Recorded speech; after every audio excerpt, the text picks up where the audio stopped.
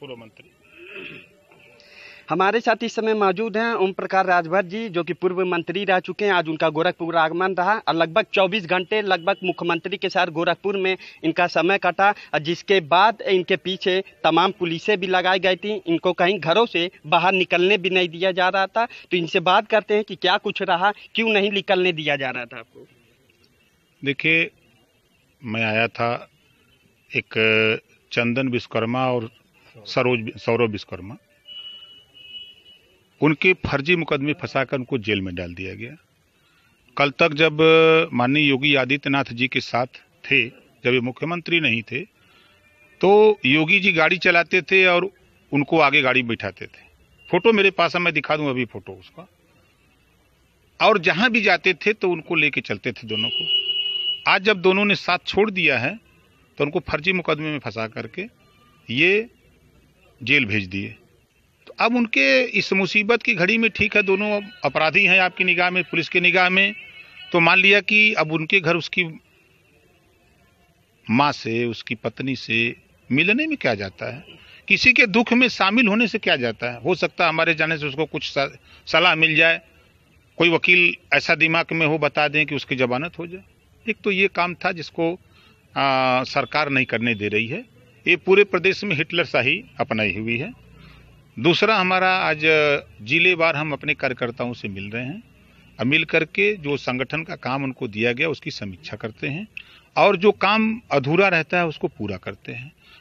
हमारा उद्देश्य है कि 2022 में हम उत्तर प्रदेश में या सरकार बनाएंगे या बनवाएंगे। पहला उद्देश्य है कि उत्तर प्रदेश से बीजेपी सरकार को हटाकर हम भागीदारी संकल्प मोर्चा की सरकार बनाना चाहते हैं। तो आज का अहम आपका गोरखपुर आगमन का ये रहा, मतलब कि हम 2022 में अपनी पूरी तरीके से एकदम तन मन से अपनी पार्टी को, अपनी सरकार बनाएंगे।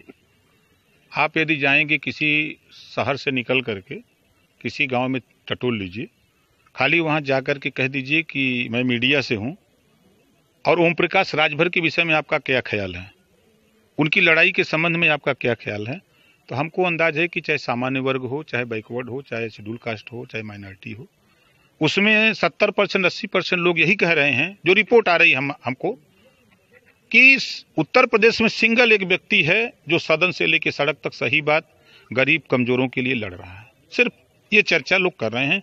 अभी मैं था एक सज्जन के यहाँ, पुलिस से छुप करके गया था, अब देख ही रहे हैं।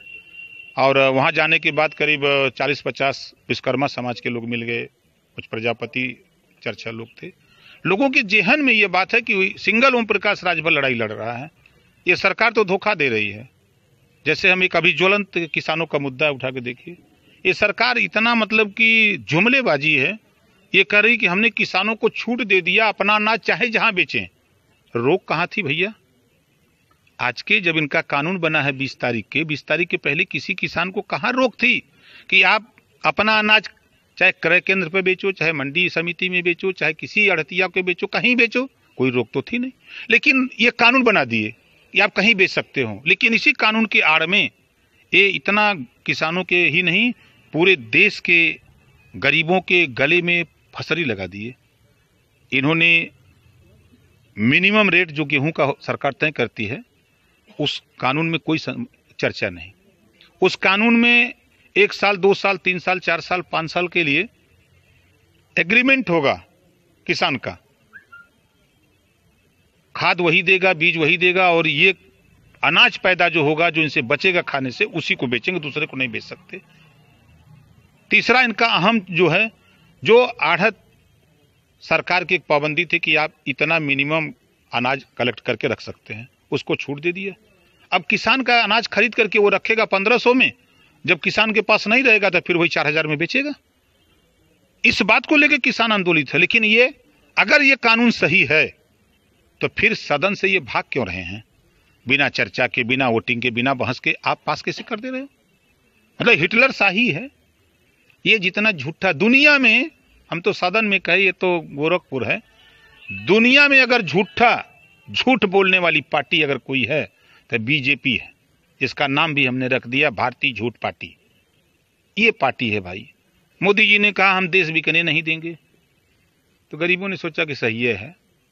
रेलवे बेच दिया, बैंक बेच दिया, LIC बेच दिया, बीएसएनएल बेच दिया, कोयले की खदान बेच दिया, 28 विभाग बेच दिया और भाषण मार रहे हैं देश बिकने नहीं दूंगा। अभी मोदी जी का बयान हमने देखा चीन और भारत के बॉर्डर लद्दाख पे।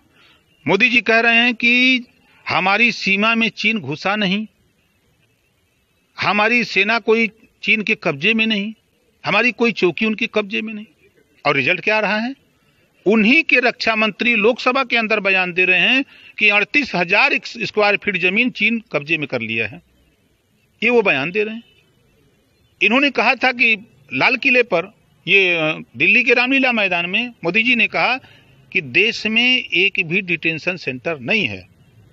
और उन्हीं का मिनिस्टर, कैबिनेट मंत्री, केंद्रीय मंत्री सदन में जब प्रश्न पूछा